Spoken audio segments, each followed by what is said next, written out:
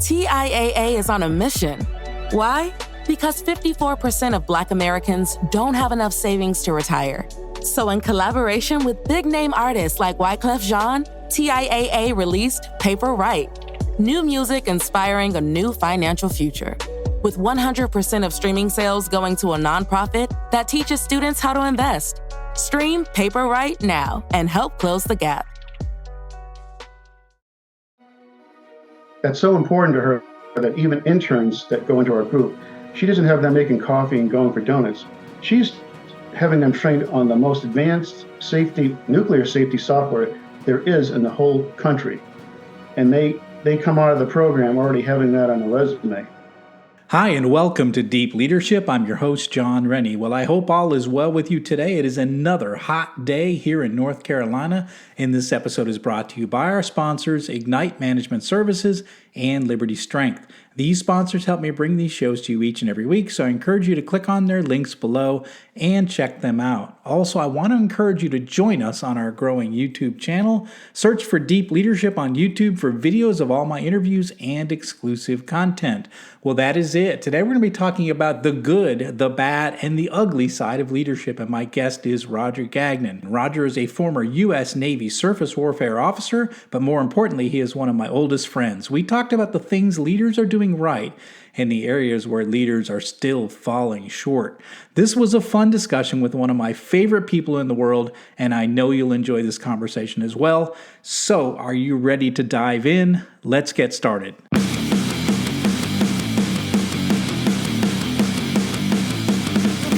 Welcome to Deep Leadership. Leadership is a people business. That's the philosophy of your podcast host, John Rennie. As a former Cold War submarine officer who spent 20 plus years leading businesses in corporate America before starting his own manufacturing business, he knows that leadership matters. Are you ready for some real-world actionable advice from John as well as his expert guests? I'm ready. The show starts right now. Welcome to the Deep Leadership Podcast. Today I'm joined by Roger Gagnon. Roger is a former U.S. Navy surface warfare officer who currently serves as the nuclear safety engineer for the U.S. Navy's Strategic System Program. More importantly, he is my longtime friend. Roger was my roommate in college, my shipmate in the Navy, and the best man at my wedding. Roger has served in dozens of leadership roles throughout his military and business career. I'm excited to have him on the show to talk about the good, the bad, and the ugly of leadership. So, Roger, welcome to the show. Thanks, John. Thank you for having me. This is my very first podcast, by the way, so go easy on me. Well, we'll go easy. You're a rookie in the podcast game, but you're not a rookie in leadership. But that's why I wanted to get you on and talk about it. So, as I mentioned in the introduction, you were an officer in the Navy like myself. But you were a surface warfare officer. Tell us a little bit about what you did and kind of what are the roles you served in when you were in the Navy. Mm-hmm. Yeah, so I started out as the communications officer.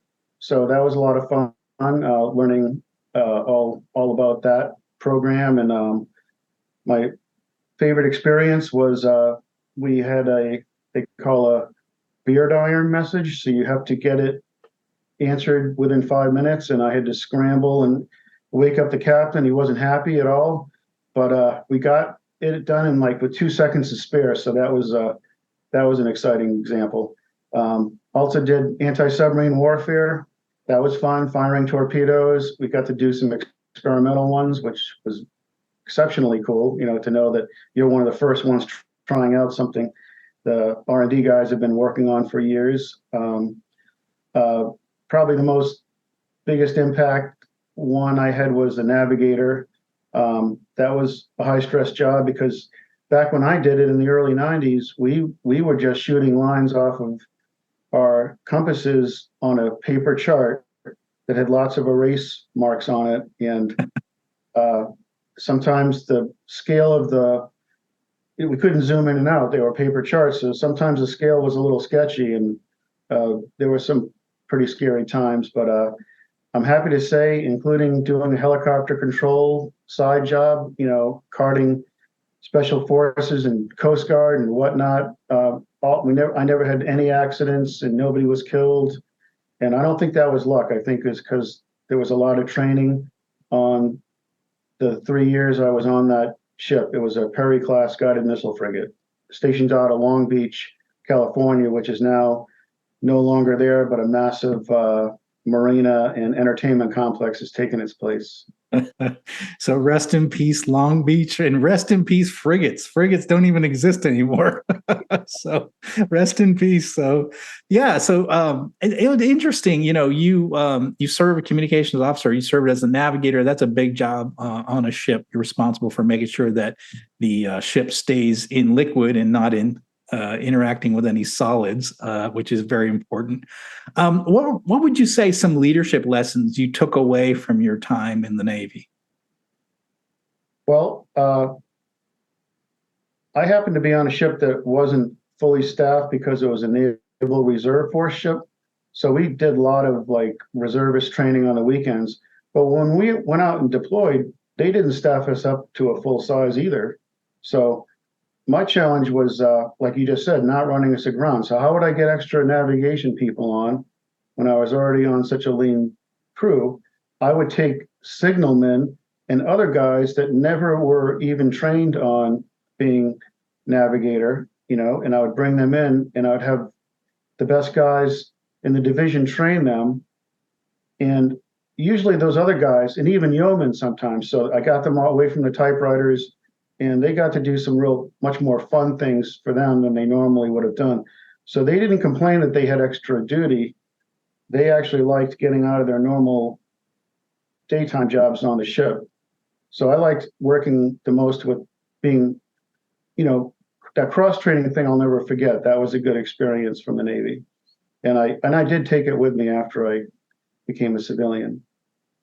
Yeah, one of the things that people don't realize, and I know when I'm on podcasts and I talk to people about leadership in the Navy, was you just dealt with situations with the people that you deployed with, like like on a submarine, we locked the hatch for 100 days, and you weren't going to fire somebody, you weren't going to hire somebody, you had to make do with what you had for a crew, and it sounds like you were understaffed for the roles that you had, but you made do by giving other people in other divisions some collateral duties and to support the navigation process of the ship. And I think business leaders, we can all learn from that, right? So we think that we need more people, but or could we cross-train some of the existing resources and put them in place to be able to to be able to help when needed. I know, my business, I run a small manufacturing business. A lot of times we get really busy. Everyone in the office puts on their boots and we go out on the shop floor and we make stuff because it needs to happen. So we make do with what we have. And I think that's a great lesson. Yes, absolutely. And obviously you've done it a lot yourself in your career. And that's probably the biggest takeaway as far as what I took with me, and the other part would be, the good examples of leadership I saw on the ship.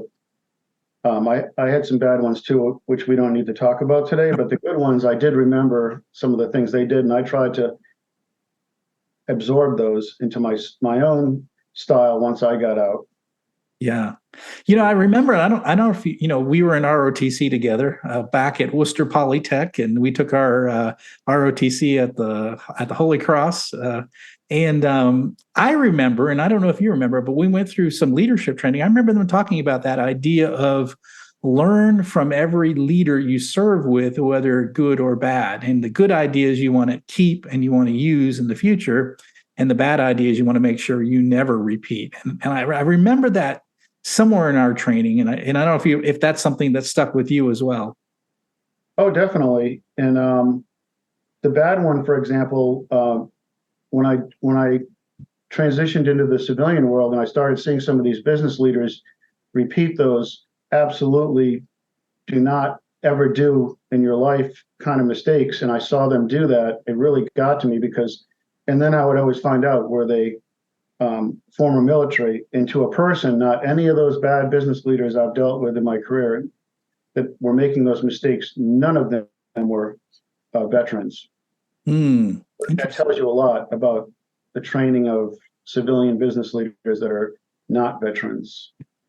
Yeah. Well, or the lack of training. I think that there's a big gap missing between we teach one of the things I've noticed just in terms of being in the leadership space for a little while is that we do teach business leaders the technical skills of business leadership, like accounting and legal and sales and operations and engineering. But we miss out, I think, on the people side of it, which is, how to deal with people, how to motivate people, how to get them excited to come to work every day and accomplish the goals. We seem to miss out on those soft skills, I would say, and we focus on the hard skills. And that, I think, is the reason why so many civilian or business leaders have challenges leading people, because they haven't been trained in the basics of leadership. Yeah, that's a good example. And the one I mentioned that was making all those mistakes all the time, he was an exceptionally smart. He wasn't an engineer. I don't want to give too much information about him, but he was exceptionally smart in what he went to college for sure. Yeah. And then after that, it just dropped. And he had rose to we were calling the highest level of incompetence kind of a thing. And once he got to that VP level, it was rough working, reporting to him. Yeah. The highest level of incompetence, right? I love that. Now you've had a long career. You've been leading people in business. Most of your career has been new product development, continuous improvements, technology transfers. You've worked for a variety of companies, everything from medical devices to consumer products. We mentioned a little bit about some of the leadership differences, but what are some of the big leadership differences you saw between the military leaders and business leaders? Right. So the main one is, even for the good civilian business leaders I've had the pleasure of reporting to, they didn't always grasp the true reason for their existence, which is basically to be providing the tools for your people under you to succeed. Coleman was still exceptionally, bright, and they didn't piss off any of their employees, but they also didn't always think, hey, this person wants training next year, but our budget's tight. Well, he'll just have to wait for a few more years. Or he could change the budget and get that person the training. That I consider that training is a big carrot you can give an employee. And a lot of employees, I remember some survey I read, a lot of them are not leaving because of the money. They're leaving because they're not happy by how they're being managed. So not providing your employees the tools they need to succeed, you might as well just cut their paycheck in half, because they are going to leave at some point. So I always tried to keep the most opportunities I could, besides the obvious salary, as incentives to keep these employees motivated. And that was what I focused on, because I didn't want to deal with turnover. And I had pretty low turnover for the ones that I was actually in management for. So I think that wasn't luck either. That was because I was thinking about them and what I can do to keep them working in our company. I think that's powerful, because I think we sort of forget about that. I always say that leadership is about motivating your group of people to get something done. So that means you have to have a goal, you have to have people, and you have to be more focused on motivating them. And a lot of cases, one way to motivate them is to remove the obstacles in their path and give them the tools they need to succeed, right? So so a lot of times I see business leaders make the mistake that they think they're the most important person. So everyone needs to give them information and give them support.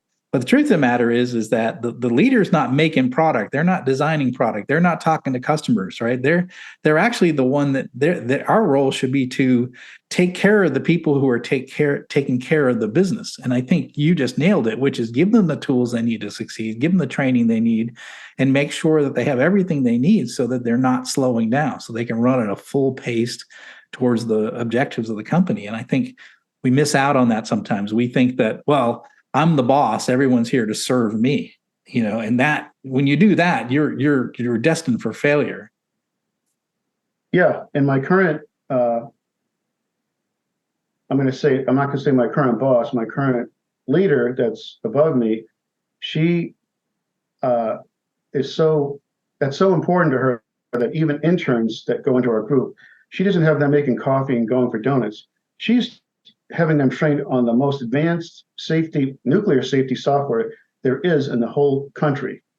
And they come out of the program already having that on the resume. This is software that you can't even get off the streets. It's special access software, obviously, and they have to have a clearance to even use it. So that's what's remarkable about my current company, that why I hope to at least finish out my corporate career there, because I like the management there, and they got it, and not shocking to you if I tell you she's a former torpedoman's mate, then she's, that's not shocking that she already had that. She got it. She came into the company already knowing how to properly manage her employees. So that's an example of a good, leader. Was she a submariner? No, she was more involved in weapons facilities. Oh, right. Okay. Yeah, because I mean, women are on submarines now, and they could be torpedomen too. So we're torpedo mates. I guess they don't call them torpedo men anymore. He told me they no longer use that. They call everything is now gunner's mates, even if it's Gunner's mates. Yeah. I'm like, well, why would they get rid of that? But she said they consolidated it, so now it's all GM. Okay. Well, that's I'm from the old Navy. You and I are from the old Navy, not the new Navy. It's funny, like the T-shirt company, whatever, Old Navy. I'm like, yeah, I was part of the old Navy. I wasn't part of the new Navy. So, and I love that. So let's switch gears a little bit. I've been friends a long time. You lost your wife tragically in January of 2020. And for those who don't know you've been raising two special needs teenagers on your own for the past 3 years. And so I just wanted to talk a little bit about what are some of the challenges that you had to overcome. You lose your wife. You have these two children who need a lot of care, and you've had to provide that by yourself over these years. What's it been like, and how have you overcome those challenges? Right. Yeah. So the military training, I think if I never had that, I would have been in a real, I don't think I would have been able to pull it off, to be honest with you. I think because, the training I got, like when you're in an emergency, stay calm, prioritize things, manage your time. The first thing I did was, and I'm not going to go into where I used to live and all that, but I was in another state, and I said, well, this state I cannot afford to, live, even afford our place anymore, because I lost my wife. So the first goal I set, and that was a few days after it happened in January 2020, was to find a way to get out of here by the fall, move to another state that's more affordable, and more importantly, has a great job market for engineering, and then just rent there. And so I set a goal of the fall of 2020, and I sold the house in 2 days because I happened to hit a great real estate timing opportunity. I sold it in 2 days, and I've been renting here ever since, where I live now. And then realizing, so I spoke to somebody. I have some great friends like you. I forget who gave me the advice, but they're like, Roger, you're not Superman, so you better get help for your kids, because you still have to have a day job. So I focused on that. And once I moved here, I had to learn the new system, because every state handles special needs children differently. Half the reason why I moved where I am now is that it has a fantastic school system. So that absolutely checked that box off. The other one had a great government, and I'm working for a defense contractor now, like you mentioned, and it's exceptionally high in that area. It also has great biotech, which I did a lot of. So I always have that as a fallback. But the job and the kids' schools. And so it was the right environment to move to, and also to have the operational discipline just to manage my time. So I also realized, okay, once I get help, caregivers, once I get that system going, then I got to help channel out some of this anger I have against the hospital, which is not trivial, because, and can't get into what happened, but it's a lot of anger still, against that hospital. And because it's taking so long to resolve the lawsuit, so what do I do with that anger? Well, it's not good to keep it internal. So I started playing tennis again, to the point where some woman invited me to start a USTA adult league on Sundays. And I'm like, well, I already play a lot of tennis. She's like, no, you can actually, get ranked and all that. She's like, play more tennis. So I'm like, I started doing that. And oh, that's great. That's a good example how I, got rid of a lot of that aggression by just beating the hell out of that tennis ball and keeping it in the court. So that's what I do on the side. But I had to do, so taking care of me and also the kids, and have, having structure, keeping the structure that they had with their mom, because she had a part-time job, but her 90% of her time was focused on them. She dropped her career essentially to, once we knew both of our children had autism, she just tossed her career. She had a big career too. She just tossed it. One of us had to, and she decided to do that. But I learned a lot from what she did. All right, so I also learned her things that she did, and they're not thrown away. I've absorbed them, and I use them today with the kids. We'll be right back after a quick word from our sponsors. Leadership skills are like any other skills. You need to practice them to get better at them. Best-selling leadership author John S. Rennie knows this. That's why he's written a new book called You Have the Watch. It's a guided journal for leaders designed to take you through an entire year of leadership training. By the end of the year, you will master 50 of the most important leadership skills. If you want to have a greater impact on the results and people in your organization, go to youhavethewatch.com and pick up your copy today. This episode is brought to you by Ignite Management Services. Ignite is led by Mike Watson, who you might remember from episode 137. Mike and his team believe that everything starts with leadership, whether it's strategy execution or cultural transformation. It's the role of the leader to create the conditions for their people to succeed. The team at Ignite can help you develop critical habits to enhance your leadership capability and transform your business. Ignite Management is now offering the Resilient Leadership Assessment Tool. This is an online questionnaire designed to assess and guide leadership development, coaching, and team building. It provides leaders an opportunity to gain insights into their leadership strengths and development needs. After taking this assessment, you will receive a custom, detailed report that provides practical and actionable recommendations to enhance your effectiveness. I have taken this assessment myself and found it to be extremely valuable in helping me make changes to my leadership approach. Right now, Ignite is offering 15% off the price of this tool to the deep leadership audience. Go to ignitemanagement.ca and enter the code START15 at checkout to get started today. This episode is brought to you by Jeremy Klebinger at Liberty Strength. As a high-performing leader, you know that leadership isn't about telling people what to do, it's about leading by example. And for most people, the one area that they are lacking when it comes to leading by example is their health and fitness. By improving your health and fitness, every other area of your life improves. Your energy skyrockets, your sleep improves, your confidence increases, and more. But how can you get and stay fit as a busy leader? Well, you do what you've always done. You hire the best people for the job. Don't struggle on your own. Put Liberty Strength in your corner.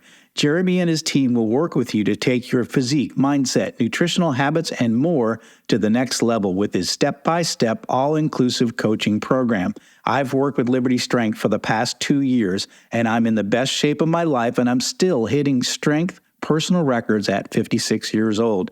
If you want to step up your game, reach out to Jeremy at libertystrengthtx.com to find out more and get your initial consultation scheduled with him today. Tell us about your son and daughter. I love them. I love hearing stories about them. Tell us a little bit about them and their personalities. Yeah, so there's Jack. Jack just turned 19 and Chloe's 16. And, they're both nonverbal. So people think, oh, it must be boring to go, over there because nothing's being said except for everybody else. But they have communication devices, they use, since they've been 5, they don't, none of us have learned sign language yet, which I might still do, but they have great iPads that are kind of like hieroglyphics. It's got symbols and words. And once they learn the words, they can stitch together sentences very quickly just by touching a few buttons. So that's how they express at least the very basics of what they need, They're not at the point where they're having conversations like we are, but the goal is that when they get to that point where they want to communicate that much, we can always still all get instructed in sign language, because these devices aren't going to be fast enough because they're in multiple pages. It just will be too clumsy. Yeah. The sign language is something somebody brought up to me. It's like, you should start looking into that. So I'm to the point now where I have a good communication with them, but it can get better. So, but they're a lot of fun. They love to do outdoor stuff, so we recently went to Pennsylvania on vacation, and they went and swam in the lake. The guy that was our host took Jack on his 4x4 on his bass fishing boat. We all went for a big, it was a huge lake. So we went on a lake cruise and hiking. It was, a big getaway outdoors trip, and they both had a great time. So they're just a lot of fun, just because they don't speak doesn't mean that they're not fun. They all of my caregivers really enjoy them. So that's also keep allowing me to retain good caregivers, because they actually like working with my kids. So. And your daughter loves swimming. She can't get her out of the hot tub, huh? Yeah. So people are saying, well, how does he can afford a hot tub? I'll tell you how I did it. My daughter, this was originally a $15,000 hot tub. I used to work in that industry, filtration of hot tubs, and I knew the model, and the lady was selling it for like $5,000. So I went to her, and I'm like, I could only afford a few hundred. So I told her about my daughter. I showed her a picture of it. She was divorcing her husband. Apparently, he was a rich jerk, and she didn't care other than getting it out of her place that she got. And I offered a few hundred, and my daughter's picture won her over. She just was an empathetic woman, and she said, "Okay, I'll give it to you for $300." So he's been in it like almost every day, So that's their water therapy. There are some people out there with empathy, And Yeah. I found that out during the last few years. Now, I understand you have to move. You're currently renting, and that lease will be up next summer, and you're looking to buy a house. So part of the financial challenges is keeping up with the care of your children, and then also making this transition to something finally permanent. Is that right? Yeah, that's right. The landlord's terrific, but to be fair to her, we have a fixed 3-year lease. The real estate market here has gone sky high. She could probably make close to double what I'm paying now. I don't want to pinch her, she's been so good. So I'm just going to go somewhere else at the end of the lease. And I'm either trying to find owner financed houses, which are really hard to get, or I can at least use my VA loan. So that's the plan. Mm-hmm. Oh, that's great. So one of the things, as we're talking through this, I've been working to help Roger. We started a GoFundMe account for Roger. We've got that up and running. We're going to link in the show notes here to help him in that transition. So he's had to do it all on his own for the past 3 years. It's been a struggle, but he's made a lot of progress. He's got himself moved into a state that's much more affordable and also supportive of his children. And now the next step is to get him permanently into a house. So we're going to have a link in the show notes for this GoFundMe account. But we would highly encourage you to click on it. I highly encourage you to click on it and to see if you can donate and help Roger get to his permanent home with the children, because that's the last step in this long journey he's been on for the past 3 years. So we're going to have that link in the show notes. So I want to switch gears again. So you have a side business. You have a business called RHG Design. So what do you do in that business, Roger? Yeah, so I've been doing that for since 2005, I think. And so when I was married, to make extra money where we lived, my wife would, like, sometimes, I didn't do it every weekend, but she would watch the kids when I was doing this consulting on the weekends. And what it is, it's anybody that's ever had an invention idea in America knows that if you don't know how to do it yourself and you hire an attorney, if you get away with paying less than $15,000 for that one invention, you're lucky. I saw this first myself when I helped do some drawings for an inventor that had already hired an attorney, but he didn't want to pay their full price. So I did the drawings for that patent, and he accidentally left a copy of the bill that they still charged him not doing the drawings, which are the most difficult part of a patent, are the figure drawings. They didn't even do that for him, and I saw the bill. It was $15,000 for writing around the drawings that I supplied.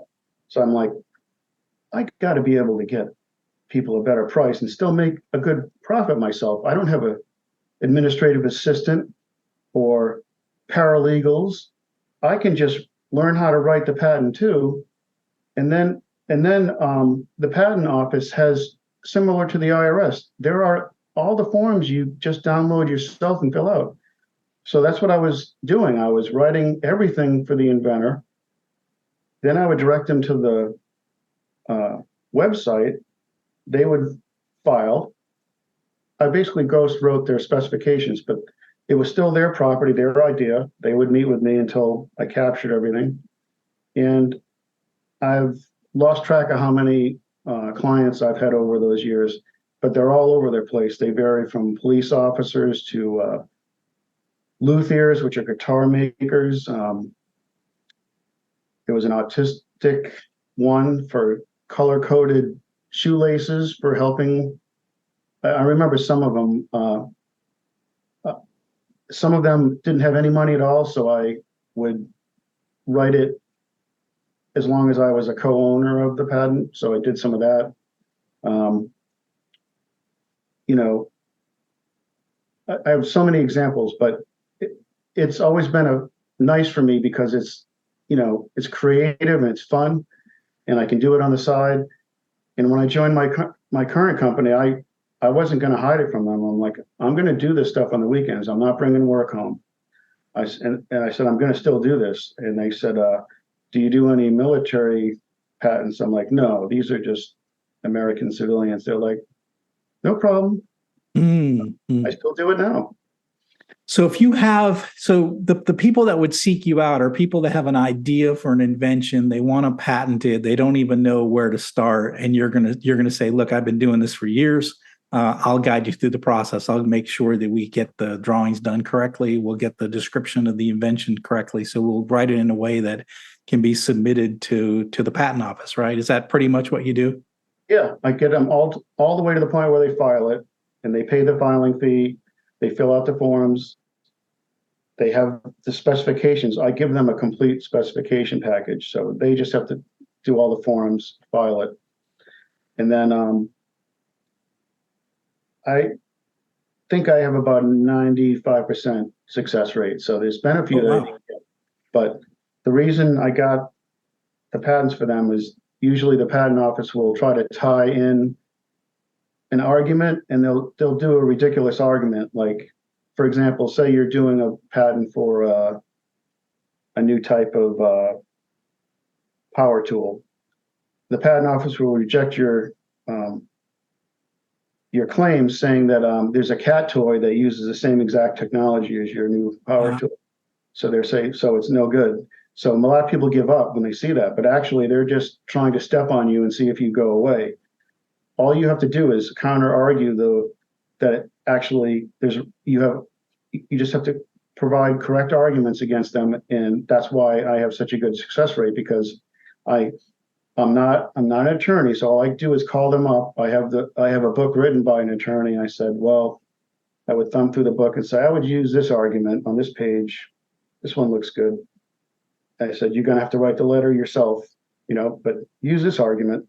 I think is good. Some of them just say, no, I'll just go to an attorney. But some of them just do that. And whatever they did, they always ended up getting it. So either path.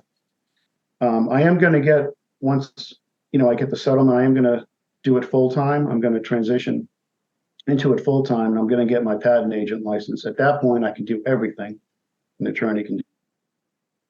That's fantastic. I can represent them. I can write letters. That's the plan when this eventually gets settled. Yep. That's fantastic. So listen up, leaders. There's a lot of entrepreneurs listening to this podcast, and you're thinking to yourself, I got this great idea for some technology or a new way of doing things. You better protect yourself with a patent, and you better find someone like Roger, or I would highly recommend go with Roger, and he can help you get that process done for a lot less than what it would cost you to go with a high-paid patent attorney. And some of that you're going to have to do yourself. But again, if you're an entrepreneur, you know that you're going to be doing a lot of stuff by yourself in those early days. So it's a great, affordable way for you to take an idea and file it into a patent. So that's one of the reasons I want to get Roger on the show as well, because I know a lot of you who are listening in have got these great ideas, and you want to, but it's hard to navigate the whole patent process. So call Roger. Roger's going to help you through that process, and he's going to, as he mentioned, a 95% success rate. That's pretty good. So if you want to know how to get your intellectual property protected, especially in this day and age of AI and everything else, you better go quickly and get your ideas patented so that you are protected from the people out there who are scamming. So that's great service. So Roger, I'm glad you shared that information.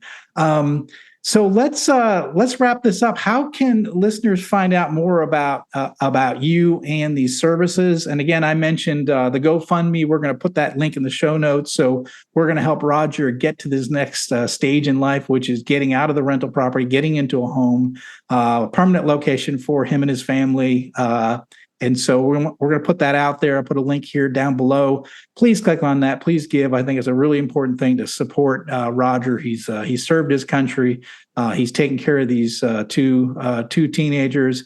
Not easy. He's done a fantastic job with them, and I highly encourage you to click on that link and donate. So, how can people find out about your services from a patent perspective? So, if you don't mind, John, I'm just going to give you my business email address. Okay. I'd rather do a rapport with somebody first and find out if I can help them. I always do a non-disclosure agreement, so it doesn't matter how big or small the idea is. We get that out of the way, then they know that I will never disclose their idea. We do that first, and then we do a phone call, and then we take it from there. Normally, they will need a patent search done, so I charge a very small fee for that. And then if I unfortunately find their idea on the web, on my patent data search, I'll give them the bad news, but then they're only out, $100, not talking to an attorney and, $2,000 later, he advises them not to file the patent. So anybody can do a patent search on the government database, but it is similar to many government software systems, not easy to use, but I've done it for over 15 years, so I'm comfortable doing it for people, and that's the first step. And then if it's not, even if there's overlap, that doesn't matter. As long as it's not a clone of your idea, then I always advise clients to go for it. That sounds great. They'll still get it. Yeah. That sounds great. So I like that approach where you get a chance to talk to the client first. So we're going to put Roger's work email for as a contact for you to reach out to him and have that conversation. Like you said, one of the first things I do is a patent search. And believe me, I've done this before in my business. I have spent a lot of money with lawyers and only to find out that there was prior art out there. And so don't make that mistake like I did. Spend $100. It's the best money you've ever spent, and do it with Roger. And you're going to find out whether or not you can move forward or not. So don't spend $10,000 and realize you can't go any further, because that's what I did. People, don't do that. I don't know why I didn't call Roger, but I didn't. So don't make that mistake. So this has been a great conversation. A lot of things we talked about. We talked about leadership. We talked about the challenges that you've faced with your family over the past 3 years. And then we've talked about, the work that you do to help people patent their ideas. So really appreciate, Roger, you coming on the show. This has been a great episode. I appreciate all that you've done. And again, I'm going to put the link down for the GoFundMe for Roger. I want to encourage each and every one of you to click on it and donate. And that would really go a long way to helping Roger and his family get finally settled. So Roger, thanks for coming on the show. Thanks for sharing your unique perspective. And thanks for being a friend all these years. You're the best. Thank you for being my best buddy. Thanks again. I appreciate it. Well, that's it for today. Thank you for listening to Deep Leadership. If you like this podcast, please subscribe and share so we can continue to build a world with better bosses. Until next time, this is John Rennie saying take care and lead well.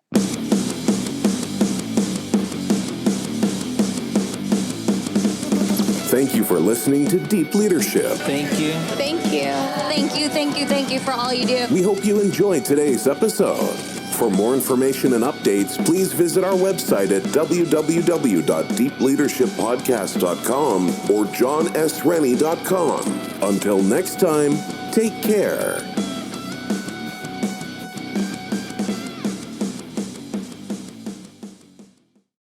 Welcome to the Reverie Channel, where entertainment knows no bounds. Live concerts, on-demand music, documentaries, and short films, all in stunning HD. Now on Roku TV, Apple TV, and Amazon Fire. Immerse yourself from home. And on Android and iOS for those on the move. Support creators with crowdfunding donations. Fuel their creativity. Join us in shaping entertainment's future. The Reverie Channel, where every view, every donation matters. Hey there, fabulous souls. I'm Stephanie Baklaan. And I'm Eden Alpert. And we're the hosts of the brand new podcast, Unapologetically Fab. Get ready to join us on an amazing and real journey as we dive into life after 40 and own it. We're all about changing the narrative, leaning into who you are, and living a life by your own design. Join us as we embrace life unapologetically and redefine success. This is Unapologetically Fab, an Electric Cat production. See you there.